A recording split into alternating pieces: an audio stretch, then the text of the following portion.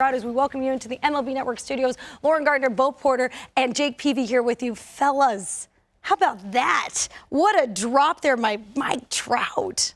Yes, that's a great way to open the show. I tell you, all I want for Christmas is for Mike Trout to get to the postseason. That's all I want. Superstar. The cold open? Are you kidding me? Show Mike Trout's face anywhere. It works. But that's why we love him, the superstar that's willing to have some fun with our guys out in Arizona. The team was in action today out in Tempe in an interesting one here against Milwaukee. We're going to go ahead and get you the highlights here. How about this? Anthony Rendon healthy and back in action with an RBI single, Bo. They get Anthony Rendon healthy and playing third base every day. That gives this team the best opportunity to make a push toward the playoffs and try to get in front of Seattle and Houston. New acquisition, Brandon Drury. Yeah, gets the bats going there with an RBI double. P. Nice swing, huh? Yeah, Brandon Drury is going to help this ball club. He was helpful down the stretch for San Diego. You saw trade acquisition. Another veteran presence for this Angel ball club. Yeah, Mike Brosseau there with a solo shot. His second of the spring to make it a 4-3 final. Guys, I know it's spring training ball, but it's just good to see the guys going at this point in time. By the way, Trout already made the cameo in the cold open. Boys are going to catch up with him for a full interview. We're also going to have Aaron Judge. How often do we get to say this in one show here on MLB Network? Yeah, that's what you get here on MLB Tonight, Spring Training Sprint. Fellas, let's go ahead and just talk about the 10,000-foot view for this club. Bo, you know this team very well. What do you think about this team and their chances of breaking that 8-year postseason drought? I tell you, when you look at the Anaheim Angels, it's organizations, one of the hardest things to do as an organization is to accept your reality. And it's hard because as competitors, we become very emotional. And I had to learn this the hard way. As the manager of the Houston Astros, the organization was going through a transition. And as a competitor, you're just trying to win every game that you can win. Not understanding that the organization and the leadership of the organization, they have a job to do what's best for the long-term success of the organization. So I'm going to start out by saying that to say this. When you look at the Anaheim Angels and the three superstars that they have, Anthony Rendon, Mike Trout, and Ohtani. Even when those three players have been healthy, they still have not been a good team. So you have to ask yourself, okay, if we are not a good team with all three of our superstars healthy, what exactly are we trying to do? You look in 2020, they played 32 games. They all played 32 games. You look at 2021, 18, 2022, 38. And when you look at the overall record with all three of them together, it's below 500. Now, when you look at how do we make this team better? Well, they've went out, they've spent big money.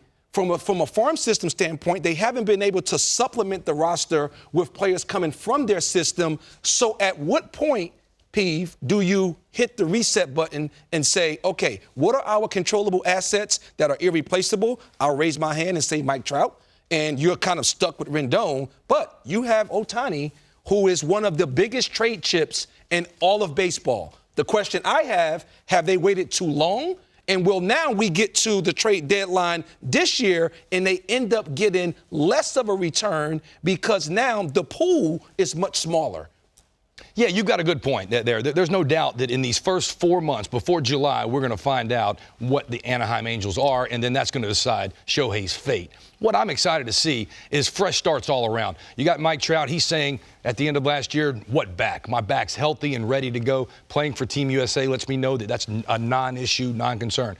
Rendon has not been there behind Trout yet. If he gets in this lineup and starts helping, and you put those big three together, I like what they have, and I think they can compete in that AL West like they were at the beginning of last year. Where I think they fall off, Bo, is pitching. They've never been able to pitch and close these ball games. They've never really had, after Ohtani, that big starter. They go out and they try to put Anderson after that playoff start in the year he has, stick him behind Ohtani. And then look, you're talking about Sandoval, 2.91 ERA last year, developing Reed Detmers and Suarez, all under a 4 ERA. And that's your rotation. You go out and you get some help with Estevez and Moore to help come in with Jimmy H. and some of the great, years that they've had, I think they've shored up their pitching side of things, and I like this lineup with adding Renfroe, adding a Drury, Taylor Ward. I've heard big talk about him.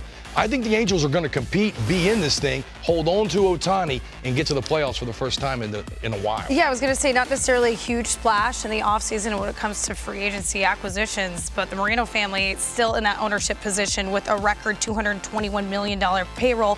And the word on the street, guys, is that they do not have to stay under that luxury tax level. So could you see them almost going in the opposite direction, Bo, and acquiring pieces at the deadline if they're where they need to be? And you're kind of talking about that point where do they need to make a decision? How important is the start for the club? I looked at their schedule in April. It's not that bad. Yes, when you start to think about where they finished the last couple of years and you look at their April schedule. But you said something that basically flashed off a light. You said you're very optimistic at this point in the season. This is why. We all are. All 30 teams are. This is why you need to make these type of trades now. Because the pool of people that you have to make that trade, they become optimistic and you end up getting more in return. Whereas you get to the trade deadline, there are some teams that are completely out of it. They're saying, I'm not even going to dream on Ohtani. There's others that are in it. They're not going to trade from their major league team. Sure. So you're now in a limited space of who you're going to get in return. When I was with the Braves back in 2014, 2015, and the Atlanta Braves had a great run of division title after division title after division title. The organization got to a point where the roster that was in place, they realized we're not going to win with this roster. It was a roster full of homegrown talent that people were very attached to. John Hart comes in, John Caparella comes in, and you start to look at the trades that were made. They traded Justin Upton. They traded B.J. Upton.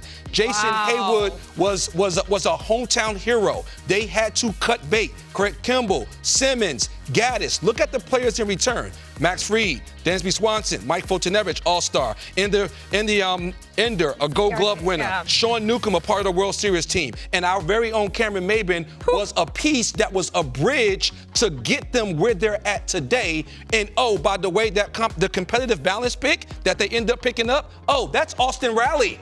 So they hit the reset button at the right time and traded players that still had value as a major league player, but the organization realized that we are not going to win with this roster. And when you look at these trades that were made, 6 of these 8 trades, they were made in the offseason.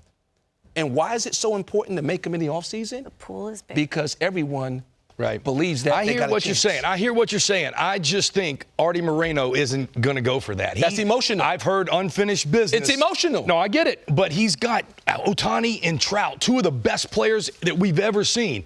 You've got to be able, and my ego says, surely I can put a team together to make that work. Artie Moreno's not done. Real quick.